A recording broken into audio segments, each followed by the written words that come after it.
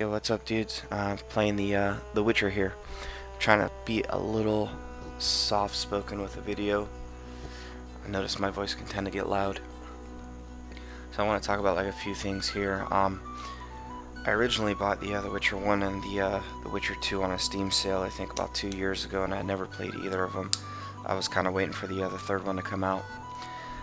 The first one, I tried to play this like 3 times, and the third time I got to like chapter 2 and just gave up on the game. I did some research, and it looks like there was some mods that you could install for the game, so I installed that stuff mod, the texture mod, and character model mod. Basically, the stuff mod will give you unlimited inventory, which you're looking at there, the ability to meditate anywhere, which you're able to do in the second game, which was made the game a lot more convenient. You do a lot of drinking in the game and stuff like that, so when you're walking around disoriented or recovering from potions, that's just a quick way to alleviate that crap. The other thing here was the unlimited cat usage, and the only time I really used this was in dungeons. Other than that, those things, I recommend that you just mod the game and play it like that. Another thing that I utilized was something called Cheat Engine. This was something I found out about, I think, like when I got to the end of Witcher 2. There was like a final armor that I could put together, one that was part of some quest, but I didn't have enough money to buy the armor, so I was like, how can I buy this armor? And I think that's how I ended up discovering the cheat engine thing. And it's basically like a live editor of like files on the computer. So with the textures, as you can see, the game runs, for the most part, 60 frames per second. I got like an i7 machine, 2.9 gigs, 16 gigs of RAM, GTX 770 with 4 gigs of RAM. This game came out in like 2010, so it should run like a beast on this computer. This is just a quick like run through of me installing the actual texture mod for the characters, and basically just showing you that it's in Dutch or some shit, or Polish.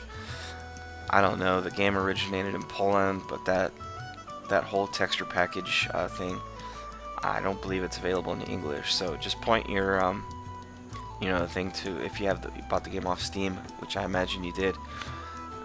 Just point to your Witcher Enhanced Edition folder, run it, and it does take a very long time to install and download this. This I think it was like 8 or 10 gigs worth of textures, and this thing takes a fairly long time. This is sped up, I don't even know how many percent.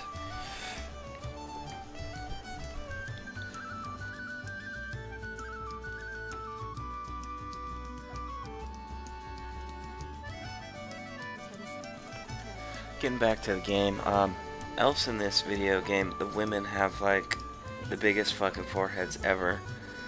It didn't make any sense to me. They all look pretty good in the second game, so I don't know where the fallout there was. The game also, if you're familiar with the fighting from The Witcher 2, this is basically how it was in the first game. Pretty fucking stupid. And this was an actual quest, which if you finish it out and beat everybody in the game, it transfers over to the second game. And there's this game, I think, was pretty brilliantly, I can't even say the word, brilliantly put together. And I can see why some of the fans of this game said that the second one was a lot more mainstream. Basically, like the most minute choices that you would make in this game, you would not realize like how bad you fucked up, or just like how you may have missed one step or picked the wrong answer, until you're like balls deep in the game. You could be like 2 chapters later, and like a stupid conversation thing, or just a way that you decided to tackle options on a given quest, like this for instance, could totally like twist the fucking story. I forget how they how many endings they said that this game had, but it's on Wikipedia. There's like a wiki for this game. There's like, you know, a ton of nerds dedicated to getting you, I would say, through the best playthrough that you could have of the game. The mechanics, I mean, it was on like a Neverwinter Nights engine, so it's like really bad. And I guess the main motivation behind playing the first Witcher game and the second one was that they said The Witcher 3 was going to be like the shit. And I've heard of The Witcher. I didn't have too much interest in it. You know, I mainly play first-person shooters, and that's what takes up most of my time. Skyrim's probably the first RPG in a while since like Final Fantasy X that I actually invested some time into. And there's just so many funny things where they say like, oh, you don't need to play the first game or the second game, yada yada yada, like it's not going to affect your playthrough through the third one or the second one. Bullshit. This is like a total Mass Effect, Dragon Age fucking decisions carry on to the next game type of fucking, you know, deal. Stupid shit like this. Like the second game, I didn't really play the dice. The whole dice thing didn't even make sense in the second game. And in this game, as you're like playing a dice game, you know, it'll tell you like what kind of hand you have, you know, what you rolled, and you kind of learn as you go on the more you play it. And I think like, you know, that like The Witcher 2, like it doesn't explain like what kind of hand you have or how to play the game. It just kind of throws you in assuming that you may have played the first game. So this was like a huge quest. I was actually a legendary dice player. You get to play King Foltest. He's like the final opponent, and then you move on. Or, you know, like when you play the next game, the first dice game that you roll, someone will mention that, you know, I heard you're the shit, like you're a legend.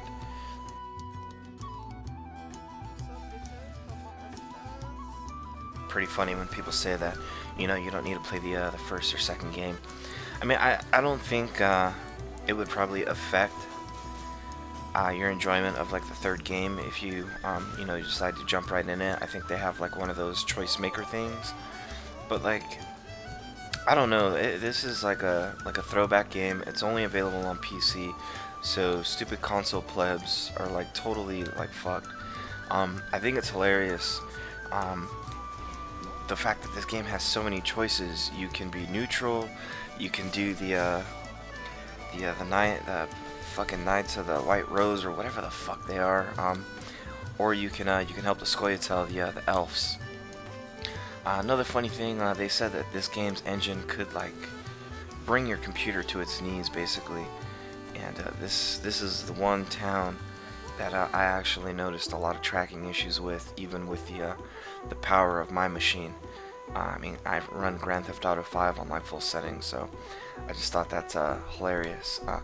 There's other stupid programming things that are dumb, like this whole boat traveling guy. He's gonna be your best friend in Chapter 3 of the game. Basically, you're gonna have to go back and forth between the swamp constantly, and it's the same like stupid ass like conversation with that guy.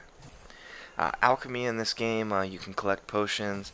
I think there was a mod, maybe in the stuff thing that I did, that basically it gives you half of all the other recipes of the potions, so you don't have to buy them. But again, I'm going to show you a pretty significant story piece after this, so go ahead and enjoy that. Yes? Milady, it seems I am needed in murky waters. Destiny has brought you here. We must speak. Naturally. I am a goddess. You are the Sword of Destiny. Death has followed you for years. Perhaps. Accept this gift from the Lady of the Lake. It will help you fulfill your destiny. What gift is that?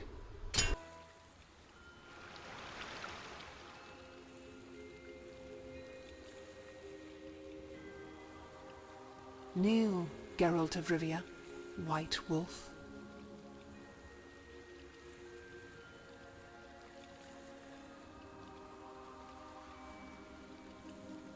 You traveled a long path fraught with danger. You demonstrated courage and goodness. By divine power, I hereby knight you. Face your enemies without fear. Safeguard the helpless. Never lie, even if it means your death. That is your oath. Arise a knight.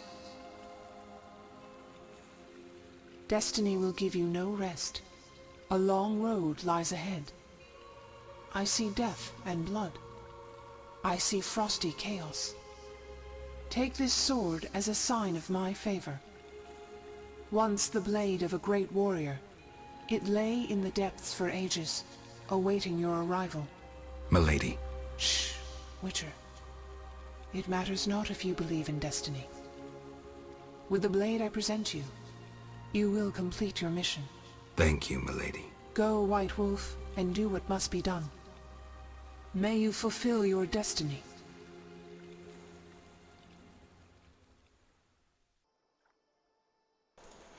No big fucking deal, right? And the best part is that it gets better. There's like just so much more shit that happens at this game. I would say like the first 3 chapters of the game are pretty fucking boring. Chapter 3 mainly, and chapter 2, there's just so much back and forth. But once you get to chapters 4 or 5, I think the shit was like 7 fucking chapters, man. So many chapters. Anyways, yeah, the game just picks up, man. There's so much shit that gets placed around in the game. So here also, another quest was called Armor. This is basically a legendary suit of armor, and this armor does import into The Witcher 2. As far as all this stuff importing to Witcher 3, can't verify yet myself. Normally I just go to the wiki for these things, like, hey, what imports, what doesn't import. Also, from the second chapter of the game, you meet this little boy named Alvin. And Alvin has like some kind of special powers, and he's similar in nature to Cirilla from The Witcher 3. Basically has like these special powers, and you start putting 2 to 2 and 2, you know, if you know how to do math, I don't, together, and basically you deduce that this little boy, you know, he can travel through time. You give him this pendant, and he's hell-bent on becoming a witcher, and you kind of talk him out of it. So you give him like this pendant or whatever to like suppress his powers and his nightmares, and you fuck this dude up right here. You know, as the you find out this is like the main dude, like he set all the events ablaze, yada yada yada. And this is after the kid disappears out of your sight. He has like the ability to fucking like teleport. So throughout the game, sorry, I'm playing with pennies. Throughout the games, this dude is just teleporting wherever the fuck he wants to throughout the game. No big deal. And then, you know, you're amnesic or something like that. You have amnesia. And through a lot of this game, you walk around asking about the Wild Hunt. And obviously, this guy looks a lot different than what the Wild Hunt looks like in the third game that you may have seen really cool trailers for. He just looks like some blue goon. And then, you know, in The Witcher 3, you know, they look like Sauron and all those badasses from like Lord of the Rings. They really kicked their design game up there. I don't know why they didn't make them blue though. That probably would have made more sense. This guy is the king of the Wild Hunt. Again, no big deal if you want to just jump into The Witcher 3 and you don't give any 2 shits about any of the story from the first 2 games. That significantly will enrich in your experience playing the third one, I imagine, rather than just saying, hey, you get to run around for 60 hours or 300 hours. It's bigger than Skyrim. You'll be so, you know, caught up with having your thumb up your ass, running around doing side quests, that you won't even give a shit. You know, that you missed the story leading up to this game, because one, we were really embarrassed about the engine that we put the first game on. You know, all these people, they're crying about remakes for like Gears of War, all these other shitty games. This is one of those games where I think it would probably do the series justice if they did a remake of this You know, with even the Witcher 2's engine. The Witcher 3 has like a newer engine, and I don't know, man. That's it for this whole ordeal. I really hope you enjoyed all of the fun little Witcher things that I've included in this video. And again, I highly recommend playing this game. As bad as it is, I think the mods make it tolerable. Using a cheat engine to pretty much fill out the XP table made the game a lot more enjoyable. You know, I didn't have to wonder what this ability is gonna let me do or what this ability is not gonna let me do. You know, I pretty much just was walking badass the whole time I played the game. And maybe some people don't really enjoy that, but again, if you're just playing this game for the story and you want, to segue yourself into 2, which is actually worth playing without cheating, and 3 probably worth playing without cheating as well, then I urge you just to fucking cannon through this game with the mods, cheat engine, and fucking call it a day.